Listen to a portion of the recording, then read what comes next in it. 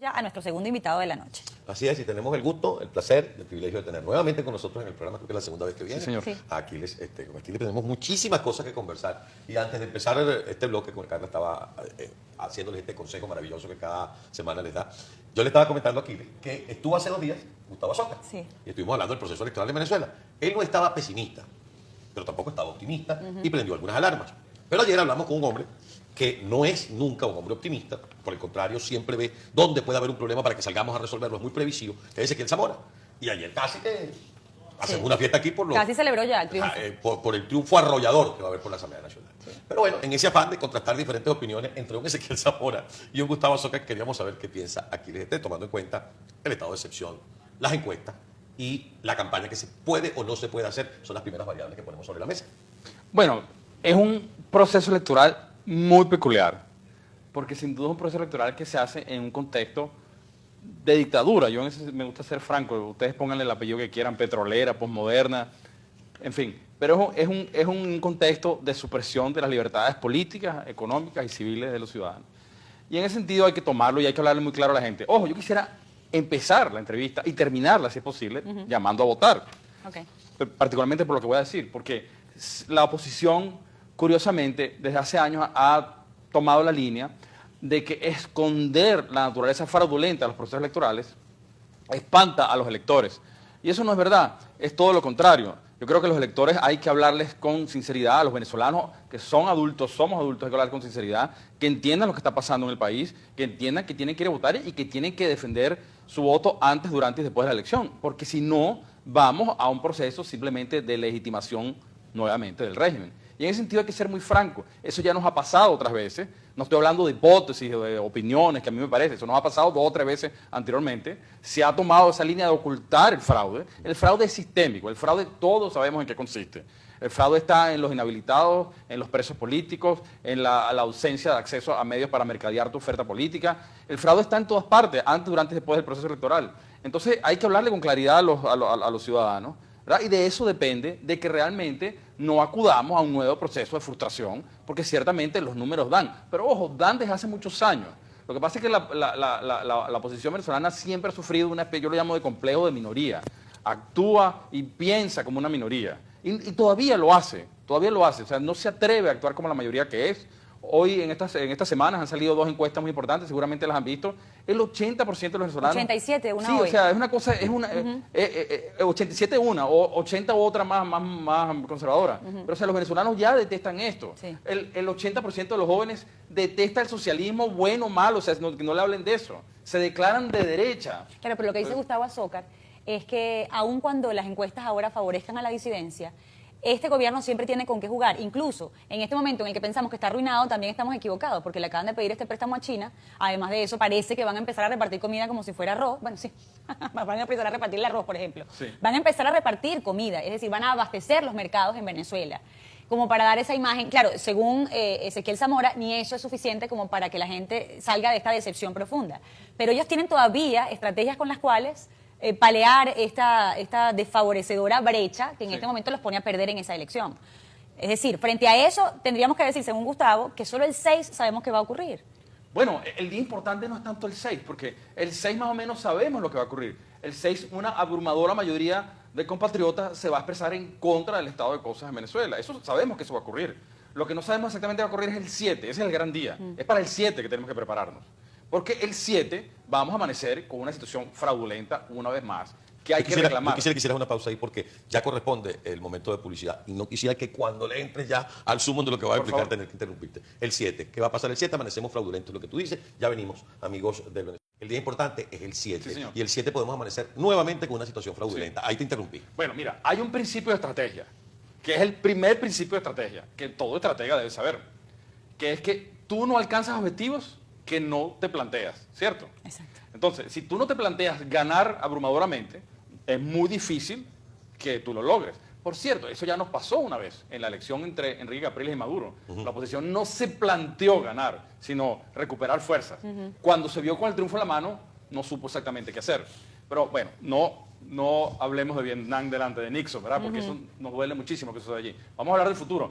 ¿Cuáles son los escenarios más probables del 7? Son o que la oposición saque un 65, 68% de los votos, ¿verdad? Con menos diputados, ¿verdad? Que el gobierno se robe abiertamente la elección, ¿no? Y no solamente saque más votos del gobierno, sino muchísimos más diputados, ¿verdad? Y hay un tercer escenario, que es el que yo siendo gobierno jugaría, que es que permitir a la oposición sacar un poquito más de representantes en el Congreso, en la Asamblea Nacional, ¿cierto? Yo creo que por allá que vamos. Por allá es que vamos. Entonces, Yo creo que vamos incluso por una mayoría simple. Una mayoría Hemos simple. Que comenzado no nos con la dejaría hacer nada. y Porque que no permitiría hacer mayor cosa, eso los talanquerean en pocos meses. Sí, vale. No sé si se dice así. Sí, pero algo bueno, así. Si no pues. se decía así, a mí me parece genial. así se dice. Fusionada esa expresión. Entonces, en cuestión de pocos meses y no semanas, los brincan la talanquera a fuerza de dinero, cosa que ya también... Es Ya que ha nada, lo que pasado. estoy diciendo son hipótesis. No, ya- son ya- cosas que ya ha han pasado. ocurrido, sí. Entonces, la Hay unos pregunta, dos o tres William Ojeda, dices tú. sí, hay que hacer la pregunta a los sectores democráticos del país, ¿qué van a hacer entre esos escenarios? Pero hay que hacérselos ya. Hay que hacérselo ya, porque los niveles de frustración que hay en Venezuela ya alcanzaron su límite. El 70% de los jóvenes se quiere ir, de todas las clases sociales. O sea, las encuestas ya están hablando, los números, es que ni siquiera necesitamos encuestas para eso. El nivel de frustración de la población está llegando a un límite. Hay casi 2 millones de venezolanos afuera. Es decir, ¿cuándo el país va a ver una luz?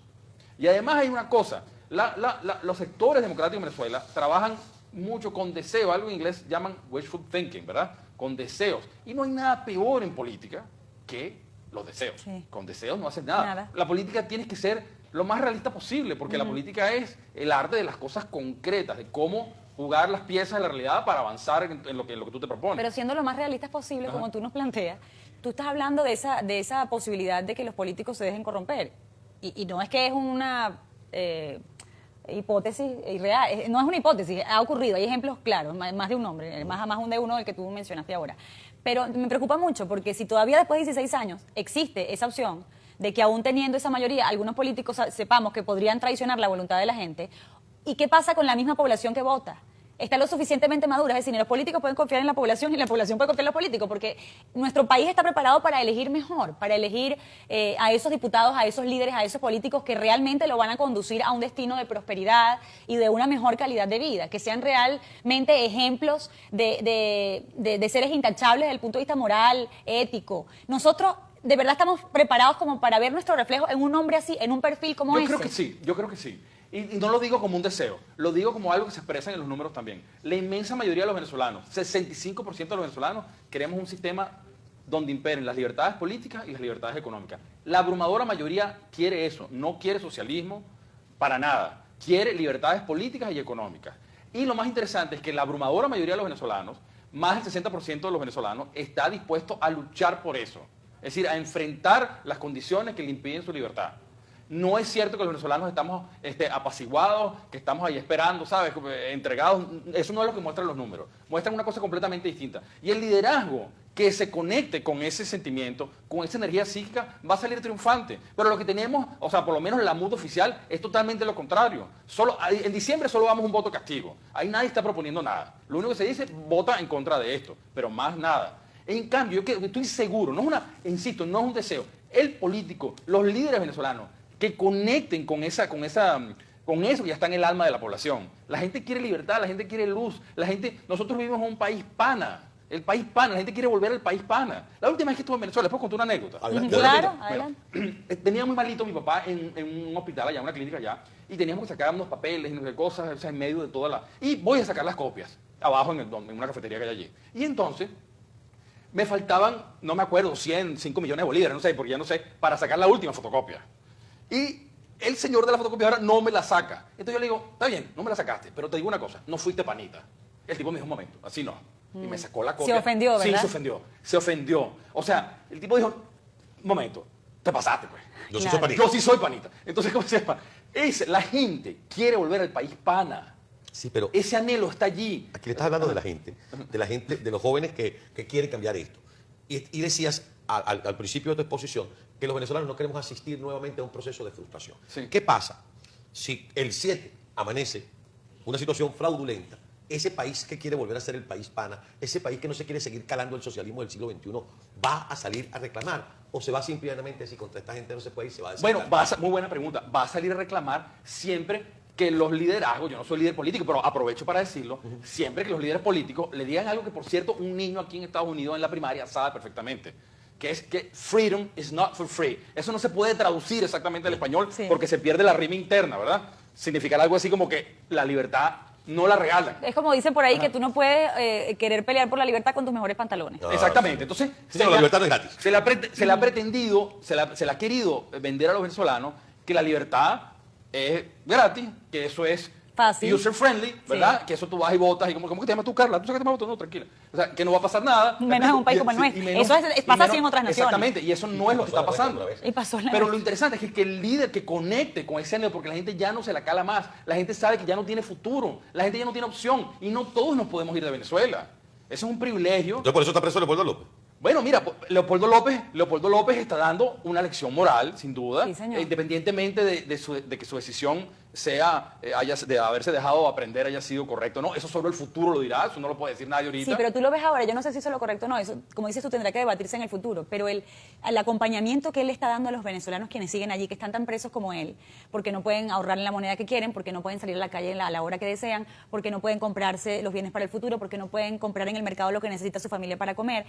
Los venezolanos, quienes viven en Venezuela, están tan presos como él, y verse reflejados allí en alguien quien está haciendo el mismo sacrificio que ellos en la vida pública, aunque esté en libertad, entre comillas, oye, es una gran inspiración. No, sin duda, mira, yo tengo... Es decir, Ajá, yo puedo esperar que hay políticos que sí van a responder por mí. Oye, que Yo creo que él está dando una lección moral. Claro. Insisto, la discusión sobre si fue acertado o no su prisión, o haberse entregado, es algo que solo pertenece al futuro. Pero él está dando una señal de que en Venezuela se necesitan nuevas formas de acción política, mucho más allá de los eventos electorales, en los cuales solo se ha avanzado cero hasta este minuto. Tiempo de hacer pausa. Por favor. Al regreso, si la gente sabe y asume que la libertad no es gratis y el líder conecta con la gente y sale a buscar, como dijo una vez Manuel Rosales, si sale a cobrar, la Fuerza Armada le va a disparar a la gente al regreso. Buena pregunta. Con la pregunta. La gente sabe que la libertad no es gratis. Sale a cobrar el papel de la Fuerza Armada en todo esto. Bueno, mira, aquí voy a decir algo muy polémico y probablemente especulativo, pero yo diría lo siguiente, mira, Chávez era un militar, como todos sabemos, ¿verdad? Y los militares no salieron a masacrar a la población cuando Chávez a masacrarla masivamente, me refiero. yo ya te iba a Cuando decir. Chávez se lo pidió. Se negaron, ¿verdad? Estás hablando del 11 de abril. Exactamente. Y Chávez era un militar. Yo me pregunto si los militares van a salir a masacrar a la población por el señor Nicolás Maduro, que ni es militar, ¿cierto? Y es alguien que nadie lo respeta. No ha nacido el primer venezolano que se declare a sí mismo madurista, pero es que ni Cilia. O sea, Ok, muy bien. entonces, está bien. puede haber una situación de violencia, pero es decir, una situación de masacre. Ojo, eso es muy fácil decirlo de Miami, por supuesto, entiendo esa situación, pero yo no la veo en principio. Pero aquí, y las 42 personas del año pasado. Bueno, eso es monstruoso, ¿verdad? Eso es durante la gestión de Maduro. claro. Es decir, yo no sé si es que, bueno, la Fuerza Armada tiene vida propia y ya asumió esa filosofía de conducta que la invita a ese accionar violento sin necesidad de que Hugo Chávez se lo diga o lo frene, pero siento que son más violentos que nunca. Eso es verdad, pero todavía no hemos visto en Venezuela el aniquilamiento masivo de ciudadanos como ha sucedido en otras partes.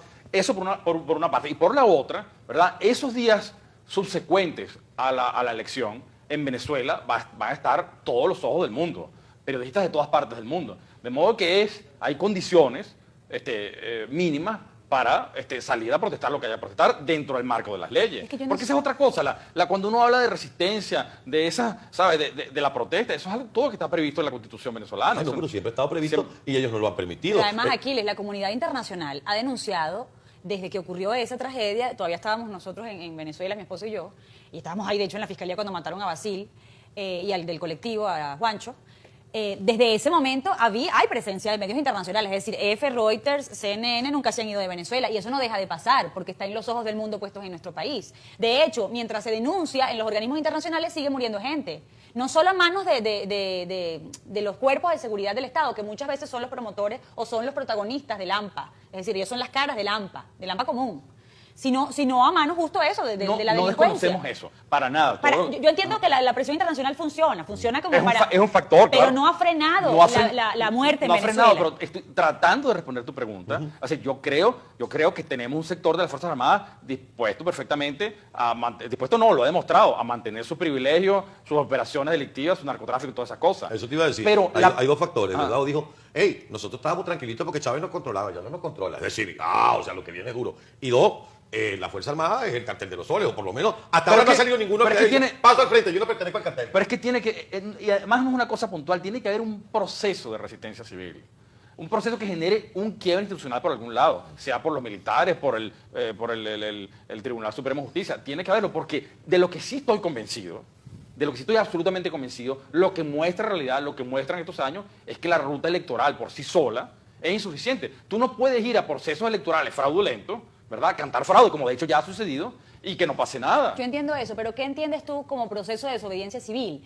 Porque muchas veces decimos desde aquí, desde el extranjero, bueno, pero es que la gente no sale, está quedada, no hace nada, y hay muchísimos ejemplos de protesta de civil, de rebelión civil. Oye, esos muchachos lo hicieron el año pasado. Claro. Hoy hubo una protesta Pero en ¿cuál es el Katia. problema? Es decir, tú nunca vas a ver, porque ya tenemos que entender eso. Venezuela no va a salir, no es que van a salir todos los venezolanos a una protesta única, No. porque muchas veces se han convocado, se han hecho esas invitaciones nacionales, como el paro cívico, como tantas otras, y no funciona. Yo no sé si es que no sabemos actuar en colectivo o qué, pero la gente actúa por sectores. Hay una respuesta para eso. Por grupo. Hay una respuesta para eso y es muy simple. Porque la lucha contra esta dictadura en Venezuela se ha concebido por rutas que yo no sé por qué motivo, la oposición, los sectores democráticos, las concibe como excluyentes. O sea, en Venezuela es concebido como excluyente la ruta electoral y la resistencia civil, cuando eso no es excluyente. Y no puede ser excluyente, porque si tú vas a procesos fraudulentos, estamos de acuerdo que todos son fraudulentos, eso es punto pacífico, todos estamos de acuerdo en eso. Si tú vas a procesos fraudulentos, tienes que ir a apoyar una operación de resistencia civil, porque si no, ¿para qué vas a la elección?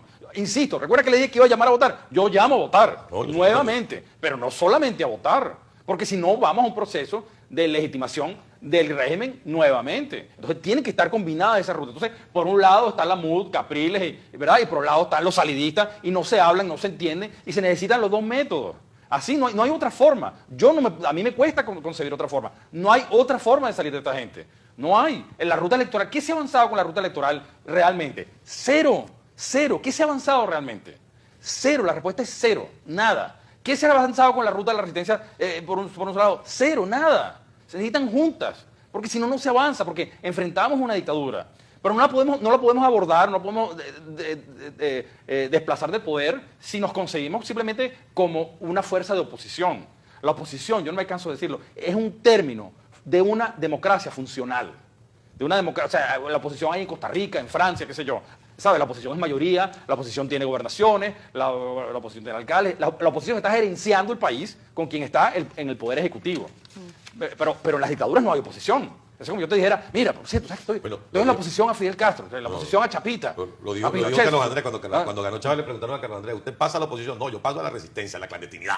Claro, yo no Porque me diría, voy a enfrentar a una dictadura. yo no creo que solamente la resistencia a la clandestinidad, eso también ha probado que solo es infructuoso. Es la combinación de esos dos esfuerzos. Y eso no es la MUD.